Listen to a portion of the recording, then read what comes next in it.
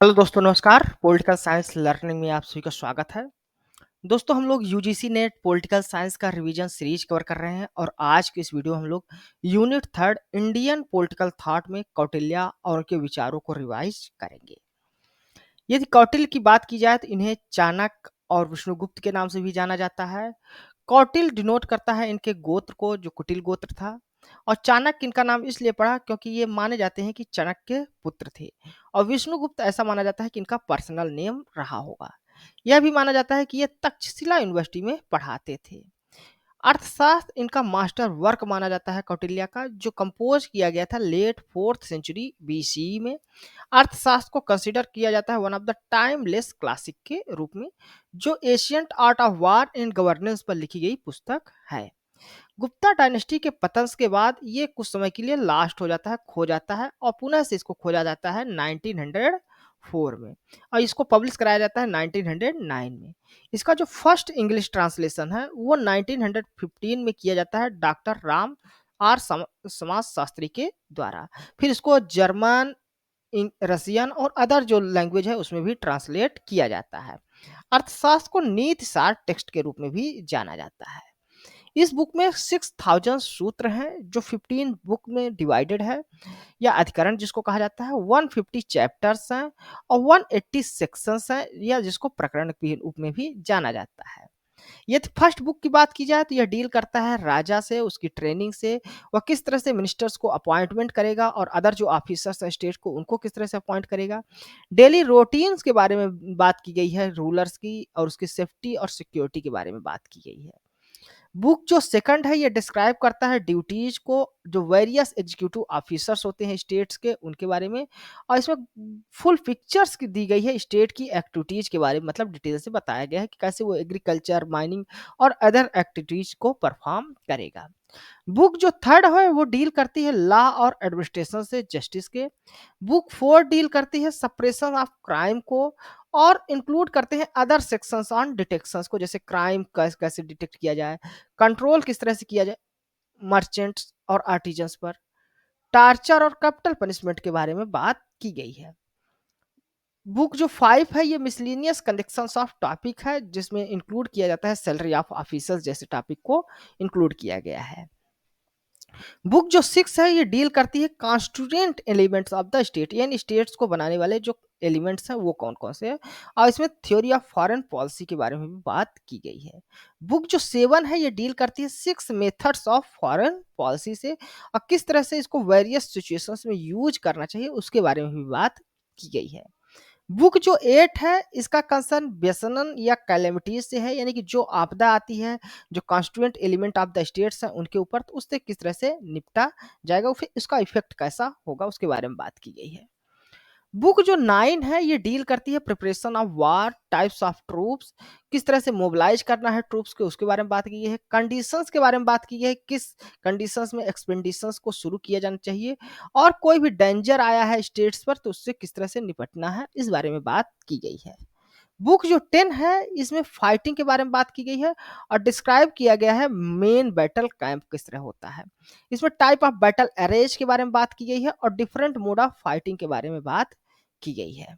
Book जो 11 है इसमें एक चैप्टर है, और ये डिस्क्राइब करता है कि कनक्वर किस तरह से टैकल करेगा ओलिगार्की गवर्न को, जैसे ग्रुप ऑफ चीफ्स के द्वारा इनको गवर्न करना चाहिए, ना कि सिंगल किंग के द्वारा, जिनको विजय किया गया है जिस राज्य को। बुक नंबर जो 12 है वो शो करता है कि किस तरह से एक वीक किंग अगर स्ट्रांगर किंग के द्वारा उसको कोई खतरा महसूस होता है तो उससे स्ट्रेटेजिकली किस तरह से उसको ओवर पावर करेगा, या उससे किस तरह से निपटेगा, किस तरह से उससे पर विजय प्राप्त करेगा, इसके बारे में बात की गई है। बुक नंबर 13 जो है इसका concern conquest of the armament, यानी एनिमी का जो फोर्स है उसको किस तरह से जीता जाएगा, विजय प्राप्त की जाएगी सब्टरफ्यूज के द्वारा या फाइटिंग के द्वारा, युद्ध के द्वारा। और डिस्क्राइब किया गया है कि कन्क्वर जो टेरिटरीज है उसको किस तरह से रूल किया जाना चाहिए। बुक नंबर जो 13 है इसमें डिस्क्राइब किया गया है सीक्रेट और अकल्ट जो प्रैक्टिसेस हैं जिसको परफॉर्म किया जाता है। अब बुक नंबर 15 में डिस्क्राइब किया गया है मेथोडोलॉजी को, और लॉजिकल जो टेक्निक होती हैं जिनको किसी भी वर्क को करने में इस्तेमाल किया जाता है उसके बारे में बात की गई है। तो ये इंपॉर्टेंट है एग्जाम्स की दृष्टि से, क्योंकि एग्जाम्स में पूछा जाता है कि किस बुक में क्या एलिमेंट्स या कंटेंट है। यदि इस बुक की बात की जाए तो इसमें 34 डिफरेंट डिपार्टमेंट ऑफ गवर्नमेंट्स के बारे में बात की गई है। 72 प्रकृति ऑफ मंडल थ्योरी के बारे में बात की गई है स्टेट के, जो कौटिल्य के द्वारा बताया गया है 72 प्रकृति स्टेट्स की। फिर कौटिल्य सप्तांग थ्योरी देते हैं। तो कौटिल्य सप्तांग थ्योरी क्या है कौटिल्य को, उसको देख लेते हैं। तो सप्तांग का मतलब होता है 7 आर्गन या एलिमेंट्स ऑफ द स्टेट। ये जो 7 एलिमेंट्स है उसमें स्वामी, अमात्य, जनपद, दुर्ग, कोश और दंड और मित्र आते हैं। ये मॉडर्न जो डिफिनेशन है स्टेट्स की, जिसमें टेरिटरी, पॉपुलेशन, गवर्नमेंट और सोवरेंटी आती है, उसके मेजर कॉन्स्टिट्यूएंट एलिमेंट्स इसमें दिखाई देते हैं। जैसे कि स्वामी, जनपद, अमात्य और इंटरनेशनल रिकॉग्निशन, जिसको सोवरेंटी कहा जाता है, वो इसके द्वारा हम लोग आइडेंटिफाई कर सकते हैं। और बाकी कुछ एलिमेंट्स ऐसे हैं जो मित्र और एलाइज में के रूप में भी हम लोग देख सकते हैं, जो फॉरेन पॉलिसी को इफेक्ट करते हैं किसी भी कंट्री के। और लोग कौटिल्य के दंड नीति के बारे में बात कर लेते हैं। तो कौटिल्य सिस्टमेटिकली एनालाइज करते हैं कॉन्सेप्ट ऑफ दंड नीति को अपनी पुस्तक अर्थशास्त्र में। जो दंड नीति है कौटिल्य के, उसके 3 पर्सपेक्टिव माने जाते हैं। पहला, दंड को एज ए पनिशमेंट के रूप में देखा जाता है। दूसरा, दंड को एज ए आर्मी के रूप में देखा जाता है। और तीसरा, दंड को एज ए नॉलेज या डिस्कोर्स के रूप में देखा जाता है। प्राइमरली ये दंड के मतलब को समझे तो वो राड होता है, और नीति का मतलब होता है साइंस ऑफ कोर्सेस। ये वन ऑफ द 4 मेथड्स माना जाता है पॉलिटिकल अफेयर को कंडक्ट करने के लिए स्टेट्स का। अदर जो 3 मेथड्स होते हैं वो है पीस, रिस्ट्रेन और डिसीजंस। कौटिल्य के अनुसार जो दंड नीति है, इसमें इन्वॉल्व होता है एक्विजिशन ऑफ द अनएक्वायर्ड, यानी जिसको एक्वायर नहीं किया गया है उसको एक्वायर कैसे करना है, इस बारे में बात की जाती है। टेरिटोरियल एक्सपेंशन और पॉलिटिकल पावर को कैप्चर करने की बात की जाती है। दूसरा होता है प्रिजर्वेशन ऑफ द एक्वायर्ड, यानी जिसको एक्वायर्ड कर गया है, लिया गया है, उसको किस तरह से सेफगार्ड किया जाएगा, सुरक्षित किया जाएगा। तीसरा है आर्गुमेंटेशन ऑफ प्रिजर्व, यानी जिसको प्रिजर्व कर लिया गया है उसको इंक्रीज और इनहेंस किस तरह से करना है स्टेट के रिसोर्सेज को, इसके बारे में बात की जाती है। और फोर्थ होता है फेयर डिस्ट्रीब्यूशन ऑफ आर्गुमेंटेड, यानी जिसको एक्वायर कर लिया गया है, इनहेंस कर लिया गया है, अब उसका इक्विटेबल रूप से किस तरह से डिस्ट्रीब्यूशन किया जाएगा स्टेट के अंदर, उसको देखा जाता है। फिर कौटिल्य थ्योरी ऑफ मंडल देते हैं, जिसको राजमंडल या सर्कल ऑफ द स्टेट्स की थ्योरी भी कहा जाता है। मंडल सिस्टम थ्योरेटिकल कंस्ट्रक्शंस माना जाता है स्टेट्स का कौटिल्य के द्वारा। मंडल का मतलब सर्कल होता है संस्कृत लैंग्वेज में।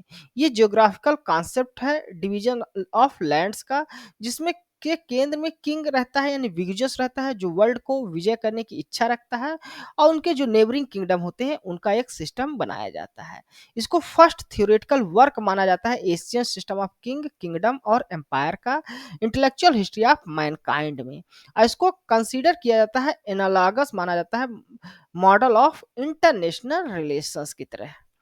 इसमें सर्कल होता है, सर्कल ऑफ किंगडम होते हैं, जिसमें 12 किंग इंक्लूड होते हैं, और इनको एक्सप्लेन किया जाता है उनके जो रिलेशंस पाए जाते हैं, आपस में जो संबंध पाए जाते हैं उसके आधार पे। ये जो 12 किंगडम है उसके सेंटर में सबसे पहले विगजस आता है, जिसके अंदर डिजायर होता है या जो चाहता है वर्ल्ड को कन्क्वायर करना, विश्व को विजय करना चाहता है। दूसरा अरी होता है, जिसकी टेरिटरी विगजस से लगी हुई होती है और यहाँ पर कंटेगियस टेरिटरी होती है, यानी उससे वो एक नेचुरल एनिमी की तरह कार्य करता है। फिर मित्र आता है, ये एलाई होता है विगजस का साथी होता है। इसकी टेरिटरी इमीडिएटली होती है, जुड़ी हुई होती है एनिमी जो होता है या जो अरी होता है, यानी जो शत्रु होता है उससे लगी होती है, शत्रु का पड़ोसी होता है। फिर अरि मित्र आता है, अरि मित्र एनमी होता है एलाई का, यानी कि जो हमारा अलाई है उसका जो है तो शत्रु होता है अरि मित्र, और इसकी टेरिटरी जुड़ी होती है हमारे अलाई के साथ। फिर मित्र मित्र आता है, ये अलाई का, ये अलाई होता है हमारा जो एनिमी के अलाई के साथ इसकी टेरिटरी लगी हुई होती है। फिर अरि मित्र मित्र आता है, ये हमारा जो एनिमी है उसका अलाई का, यानी उसका जो मित्र है उसका मित्र होता है, इस कारण इसको अरि मित्र मित्र कहा जाता है।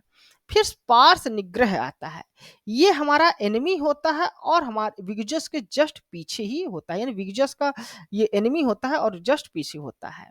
फिर ये अकरंड आता है, अकरंड विगजस का सहायक होता है, एलाई होता है, मित्र होता है, जो पीछे रहता है पार्स निग्रह के।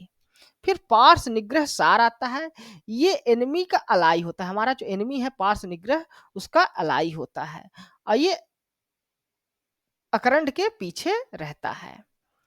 फिर अकरंड सार आता है, ये अलाई होता है अकरंड का, यानी हमारा जो मित्र है उसका मित्र होता है, पार्श्व निग्रह से पीछे रहता है। फिर मध्यमा आता है, मध्यमा ये मिडिल किंग होता है जिसकी टेरिटरी ज्वाइन करती है विगजस से भी और अरु से भी, अरि से भी, और ये दोनों से स्ट्रांगर होता है।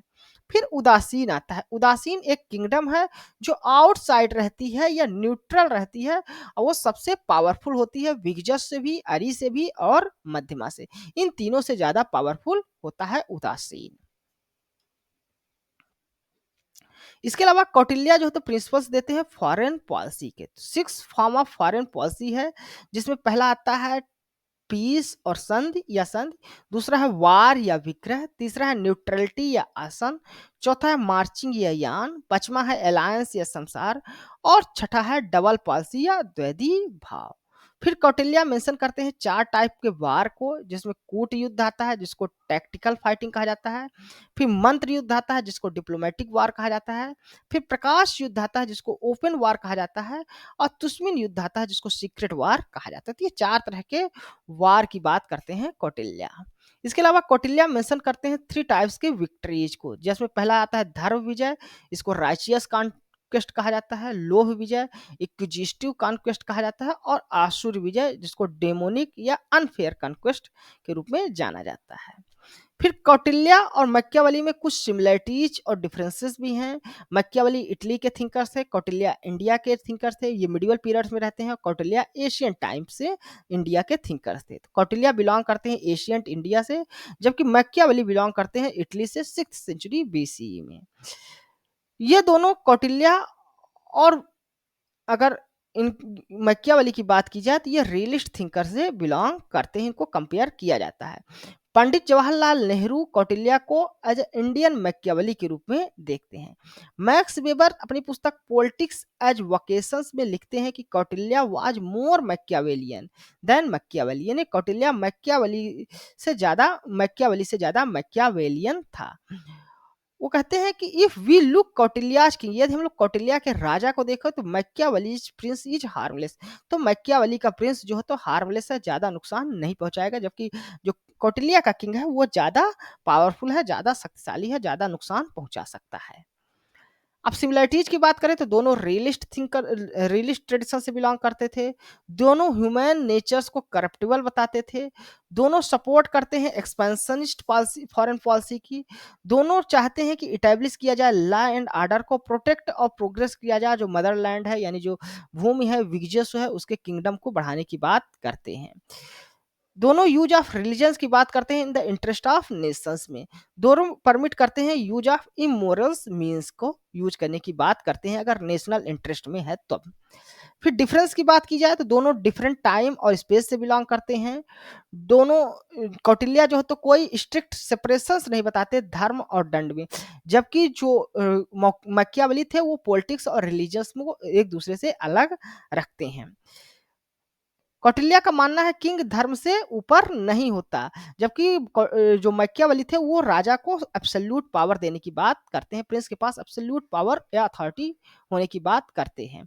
कौटिल्य वर्ण सिस्टम पे बिलीव करते हैं, कौटिल्य सपोर्टर है मोनार्किकल फॉर्म ऑफ गवर्नमेंट के, जबकि जो मैकियावेली थे उसकी जो आइडियल गवर्नमेंट है वो रिपब्लिकनिज्म को आइडियल गवर्नमेंट मानते थे।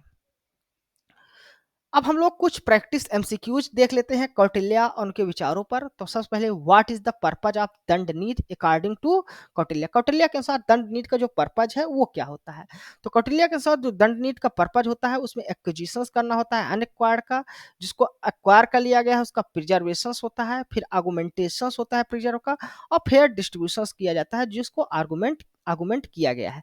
तो ए बी डी और ई यहाँ पर आपका करेक्ट होगा, यानी कि आपका ऑप्शन नंबर डी जो है यहाँ पर करेक्ट होगा। फिर नेक्स्ट जो क्वेश्चन तो करेक्ट आंसर यहाँ पर आपका हो गया ऑप्शन नंबर 4, ठीक ना। तो कौटिल्य दंड नीति में इन्वॉल्व करते हैं acquisitions of the unacquired, preservation of the acquire, argumentation of the preserve और फेयर डिस्ट्रीब्यूशन ऑफ आर्गुमेंट की बात करते हैं। सेकंड क्वेश्चन है इन विच यूनिवर्सिटी कौटिल्य टाट, तो कौटिल्य किस यूनिवर्सिटी में पढ़ाते थे, तो वो ऐसा माना जाता है तक्षशिला में वो तक्षशिला यूनिवर्सिटी में पढ़ाते थे। फिर कौटिल्यास थ्योरी ऑफ राजमंडल बिलोंग टू, राजमंडल की जो थ्योरी है उनका किससे बिलोंग करती है, तो फॉरेन पॉलिसी और इंटर स्टेट जो रिलेशंस होते हैं उससे बिलोंग करती है। नेक्स्ट क्वेश्चन है, who among the following has written the book titled Kautilya the Arthashastra, Kautilya the अर्थशास्त्र बुक किसके द्वारा लिखा गया है, तो एल एन रंगराजन के द्वारा लिखा गया है, ये इसके ऑथर माने जाते हैं। नेक्स्ट क्वेश्चन है, अर्थशास्त्र इज नोन एज, अर्थशास्त्र को क्या कहा जाता है, और तो अर्थशास्त्र को एज ए नीति शास्त्र टेस्ट के रूप में भी जाना जाता है।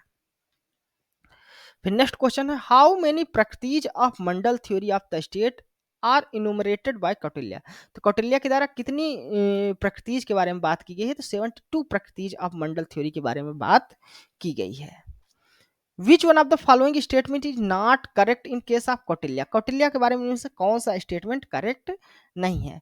पहला है, he was the first to make political economy as a independent subject, तो ये बात सही है।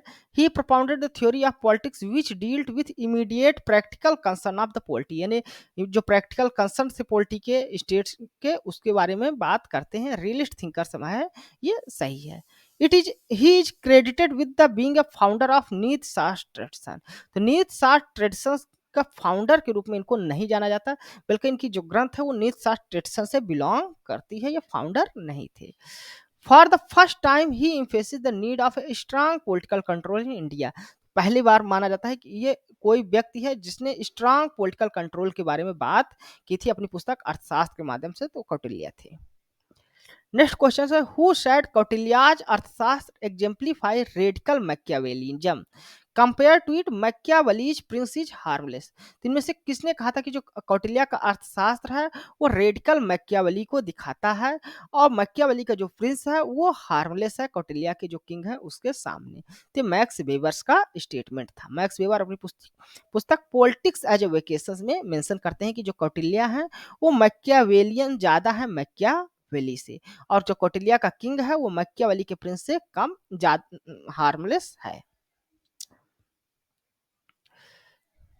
Which one of the following is not an organ of Kautilya, Kautilyan state, तो कौटिल्या की जो सप्तांग थ्योरी है उसमें से इनमें से कौन सा सिस्टम, कौन सा एक आर्गन नहीं है, स्वामी अमात्य और दंड, इन तीनों की बात करते हैं, वर्ण सिस्टम्स की बात कौटिल्या नहीं करते। वर्ण सिस्टम के बारे में बात मनुस्मृति में की गई है, ना कि कौटिल्या के अर्थशास्त्र में।